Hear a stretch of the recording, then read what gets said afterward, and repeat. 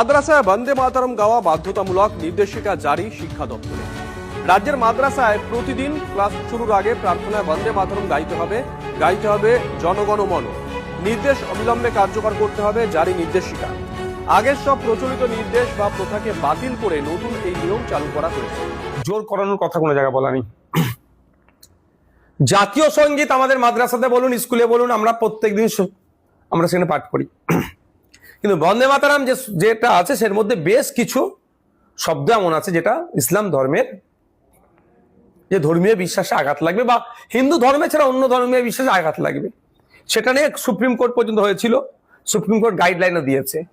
আমি বলবো জোর করে চাপিয়ে দেওয়া হচ্ছে অসাংবিধানিক কাজ, এটা গণতন্ত্রের পরিপন্থী।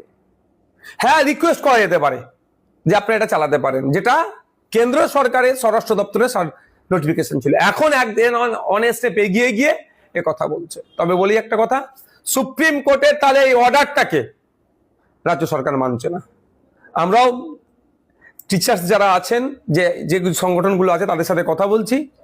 যদি এটা জোর জবরদস্তি করা হয়, চাপিয়ে দেওয়া হয়, অসাংবিধানিক কার্যকলাপ করা হয়, একটা নির্দিষ্ট ধর্মীয় কিছু রীতিনীতি বা শ্লোক অন্য ধর্মের উপরে চাপিয়ে দেওয়া, এটা সংবিধান বহির্ভূত।